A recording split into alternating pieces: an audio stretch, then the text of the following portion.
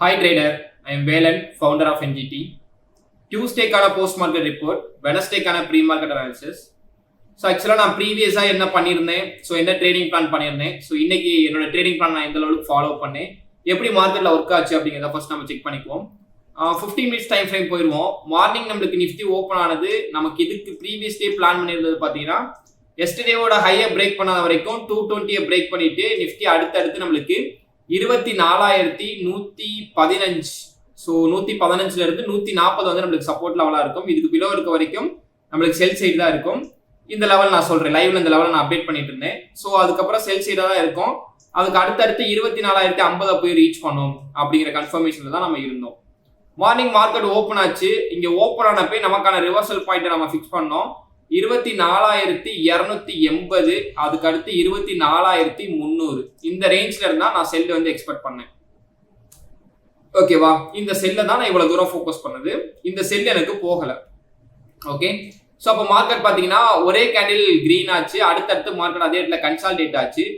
Every கேண்டிலும் பார்த்தீங்கன்னா reversal candela அப் ட்ரெண்டுக்கு வந்து இண்டிகேட் பண்ணிட்டே இருந்துச்சு. ஸோ அந்த ரிவர்சல் என்ட்ரி எடுத்தவங்களுக்கு எல்லாத்துக்குமே தெரிஞ்சிருக்கும். அதுக்கு அடுத்து பார்த்தீங்கன்னா இங்க ஒரு ப்ரீவியஸ் லோ பாயிண்ட் இருக்கு.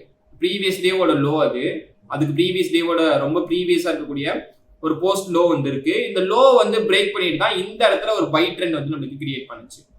ஸோ இங்கே தான் என்னன்னா எனக்கு 1 hour கேண்டிலோட கன்ஃபர்மேஷன் வேணும்ட்டு வெயிட் பண்ணேன். 1 hour கேண்டிலோட கன்ஃபர்மேஷன் கிடைச்சிச்சு எனக்கு, ரிவர்சல் கேண்டில். ஸோ அடுத்த கேண்டில் பார்த்தீங்கன்னா அதோட ஹை பிரேக் பண்ணல. இந்த ஹை பார்த்தீங்கன்னா 24,220. இந்த கேண்டிலோட ஹை பார்த்தீங்கன்னா 24,220. மார்க்கெட் அடுத்தடுத்து கீழே சஸ்டெயின் ஆக ஆரம்பிச்சு. தேர்ட் கேண்டில் தான் அதோட ஹையை பிரேக் பண்ணுச்சு. உங்களுக்கு சக்தி ப்ரோ கூட என்ட்ரி கொடுத்துருக்கேன். அதுக்கப்புறம் லைவ்ல எனக்கு ஒரு சின்ன பவர் இஷ்யூனால, லோ வோல்டேஜ்னால சக்தி ப்ரோ உங்களுக்கு லைவை வந்து ஃபோக்கஸ் பண்ணி பார்த்துருக்கோம். இந்த இடத்துல நான் ஒரு லெவல் சொல்லிட்டு இருந்திருப்பேன், ஞாபகம் இருக்குன்னு நினைக்கிறேன். 24,220 30ல இருந்து நம்மளுக்கு ரிவர்சல் பாயிண்ட் இருக்கு அப்படின்ட்டு. அந்த இடத்துல இருந்து சிஎஸ் ஆக்ஷனை பேஸ் பண்ணி தான் நம்மளுக்கு வந்துச்சு. இந்த இடத்துல உங்களுக்கு சக்தி ப்ரோ ஒரு என்ட்ரி கொடுத்துருக்கோம் 24,205. ஆக்சுவலா இது பாத்தீங்கன்னா கரெக்டான ஒரு லெவல் தான். இந்த லெவல் பிரகாரம் எனக்கு இங்க போய் இந்த கேப்பை ஃபில் பண்ணி இருந்திருக்கணும். எங்கன்னா 24,280 இந்த கேப்பை ஃபில் பண்ணி செல் பண்ணிருக்கணும். பட் பாத்தீங்கன்னா க்ளோசிங் ஆக்ஷன் செஷன்ல பாத்தீங்கன்னா இன்னைக்கு நேத்து நம்மளுக்கு நெகட்டிவா இருந்துச்சு. இன்னைக்கு டேவும் பாத்தீங்கன்னா நெகட்டிவா வந்து க்ளோஸ் வச்சுட்டாங்க. அடுத்தடுத்து மார்க்கெட் நெக்ஸ்ட் ஒரு க்ரூஷியல் சப்போர்ட் நோக்கி தான் வந்துட்டு இருக்கு. அதுல இந்த 1 hour கேண்டில் ரிட்டர்ன் ஆனப்ப என்னன்னா எனக்கு ஒரு 420 வரைக்கும் ஒரு வீவ் இருந்துச்சு. 1 hour கேண்டிலோட ஹையை அடுத்தே பிரேக் பண்ணியிருந்தா மட்டும்தான் கிட்டத்தட்ட ஒரு 420 இந்த ஹை வரைக்கும் எனக்கு வீவ் இருந்துச்சு. 420 இருந்து 440 வரைக்கும் வீவ் இருந்துச்சு. பட் ஒரே ஒரு கேண்டில் மட்டும் தான் நம்மளுக்கு இன்னைக்கு கிரீன் ஆச்சு. மற்ற எல்லா கேண்டில்ஸுமே பார்த்தீங்கன்னா ரெட் கேண்டில்ஸ் தான். ஸோ சிஎஸ்ல பார்த்தீங்கன்னா 2 கேண்டில் அப்படியே கீழே விட்டு டே வந்து கம்ப்ளீட் பண்ணிட்டான். ஏன்னா இந்த கேண்டில் மட்டும் நமக்கு பார்த்தீங்கன்னா கரெக்டாக 3 o'clock ஃபால் ஆனது, லாஸ்ட் மினிட்ல ஃபால் ஆனது. இந்த கேண்டில் பார்த்தீங்கன்னா க்ளோசிங் ஆக்ஷன் சீசனை பேஸ் பண்ணி இருந்துச்சு. ஸோ ஃப்ரெஷ்ஷான செல் பண்ணி டே வந்து கம்ப்ளீட் பண்ணிட்டாங்க. இப்போ வெனஸ்டேக்கான பிளான் பண்ணணும். ஸோ நாம இப்போ என்ன பண்ணியிருக்கோம் அப்படின்னு பார்த்தீங்கன்னா அகைன் பார்த்தீங்கன்னா 24,220 230 ரெசிஸ்டன்ஸ் லெவல். ஓகே, இதுக்கு பிலோ இருக்க வரைக்கும் நீங்கள் செல் சைடே ஃபோக்கஸ் பண்ணிக்கலாம். ஃபைனலாக பார்த்தீங்கன்னா 24,130 40 இந்த லெவல் வந்து நம்மளுக்கு ஸ்ட்ராங்கான சப்போர்ட்டாக ஆக்ட் ஆகாது. ஸோ இங்கேருந்து ஒரு கரெக்ஷன்ஸ் போயிட்டு மார்க்கெட் அகைன் ஒரு நியூ சப்ளை கிரியேட் பண்ணிட்டு செல் ஆகிறதுக்கான சான்ஸ் இருக்கு. அப்போ சப்போர்ட் எடுத்துச்சுன்னா 230 220 வரைக்கும் மறுபடியும் சான்ஸ் இருக்கு. ஓகேவா, இந்த லெவலை பொறுத்த லெவலுக்கு மார்க்கெட் இன்னைக்கு டேவோட க்ளோஸ்க்கு எபோ ஓப்பன் ஆகுது, மேலே நியூட்ரலா ஓப்பன் ஆகுது, இல்ல கேப் அப்ல ஓப்பன் ஆகுதுன்னா இந்த ரேஞ்ச் நம்மளுக்கு ரெசிஸ்டன்ஸ் ஆக்ட் ஆக ரெடி ஆகும். ஸோ இதுக்கு பிலோ நீங்க பிரேக் அவுட் வந்துச்சுன்னா பிரேக் அவுட் என்ட்ரி நீங்க ஃபோக்கஸ் பண்ணலாம். பிரேக் அவுட் அண்ட் ரீட்ரெஸ்ட் எடுத்து 24,045 வரைக்கும் ஒரு லெவல் இருக்கு. ஸோ இந்த லெவல் வரைக்கும் நீங்க ஃபோக்கஸ் பண்ண ஆரம்பிக்கலாம். இதுல இடையில கேப்பை ஃபில் பண்ணுது அப்படிங்கிறப்ப 24,080ங்கிறது ஒரு குரூஷியல் லெவலா இருக்கு. 45க்கு அடுத்து 24,120 24,100 சாரி 100 வந்து ஒரு குரூஷியல் லெவலா இருக்கும். ஸோ 100ல எப்படி ரியாக்ஷன் ஆகுதுங்கிறத பார்த்துட்டு தான் உங்களுக்கு 24,050 வரைக்கும் நீங்க ஃபோக்கஸ் பண்ணலாம். 50ல இருந்து மார்க்கெட் யூட்டன் ஆகாது. 50ல இருந்து கொஞ்சம் கன்சால்டேட் பண்ணும். மோஸ்ட்லி உங்களுக்கு 15 மினிட்ஸ் கேண்டில் ரிவர்சல் வச்சுன்னா அப்போ வேணா நீங்க பை சைட் ஃபோக்கஸ் பண்ணலாம். ஏன்னா அது வரைக்கும் மார்க்கெட்டுக்குள்ள கன்சால்டேட் பண்ணிட்டு அடுத்தடுத்து இதோட க்ளோஸ் பார்த்தீங்கன்னா 23,982 வரை இருக்கு. ஸோ 24,000ல இருந்து 24,200 ஏரியா தான் அப் ட்ரெண்டுக்கான நல்ல ஒரு ரிவர்சல் எதிர்பார்த்துட்டு இருக்கோம். இங்க பாத்தீங்கன்னா டே வைஸ் கேண்டில் அடுத்தடுத்து நம்மளுக்கு ரெட்டா இருக்கு. எந்த லெவலுக்கு கேண்டில்ஸ் நம்மளுக்கு ஸ்பீடா போச்சோ அந்த லெவலுக்கு கேண்டில்ஸ் பார்த்தீங்கன்னா நம்மளுக்கு அதுக்கு அடுத்தடுத்த டேஸ்ல வந்து ரெட்டாக தான் ஆயிட்டு இருக்கு. இன்னைக்கு பார்த்தீங்கன்னா 24,200 பிரேக் அவுட் ஆயிருக்கு.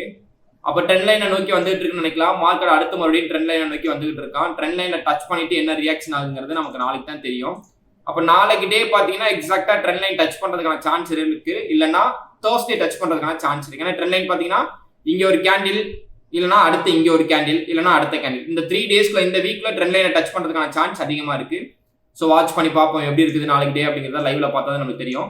ஸோ எக்ஸாக்ட் லெவலை பொறுத்தளவுக்கு இதுக்கு பிலோ பிரேக் அவுட் ஆச்சுன்னா நீங்க ரீட்ரஸ்ட் என்ட்ரி ஃபோக்கஸ் பண்ணலாம். இல்ல ரிவர்சல் அப்படின்றப்ப நம்ம வெயிட் பண்ணி ஆகணும். ஃபர்ஸ்ட் ஒரு ஸ்விங் லோ வந்து உங்களுக்கு 24,100 இருந்து போகுது அப்படிங்கிறப்ப அப்ப நம்ம ரிவர்சல் எங்க எதிர்பார்க்கலாம்னா 24,150க்கு மேல ரிவர்சல் எதிர்பார்க்கலாம். 24,150 இந்த லெவலுக்கு மேல போயிட்டு மார்க்கெட் சஸ்டெயின் ஆகாம இருக்கு, 150 160க்கு மேல சஸ்டெயின் ஆகாம இருக்குன்னா அங்க இருந்து டைரக்டா செல் என்ட்ரி ஃபோக்கஸ் பண்ணி 24,100 வரைக்கும் ஃபோக்கஸ் பண்ணலாம். ஸோ 24,100 என்ன பண்றதுங்கிறத நம்ம வாட்ச் பண்ணி தான் இந்த லெவலை ரீச் பண்ண போகுதாங்கிற கன்ஃபர்மேஷனே நம்மளுக்கு இருக்கு. இந்த இடத்துல நம்மளுக்கு எதுவுமே இல்லை, மார்க்கெட் பிரேக் அவுட் ஆகிட்டு ரீட்ரஸ்ட் எடுத்து கிளியரா வரான் அப்படின்னா அப்போ நீங்க ரீட்ரஸ்ட் தாராளமாக ஃபோக்கஸ் பண்ணலாம். எனக்கு ரிவர்சல் என்ட்ரி இங்க மட்டும்தான், இல்லைன்னா இங்க மட்டும்தான்.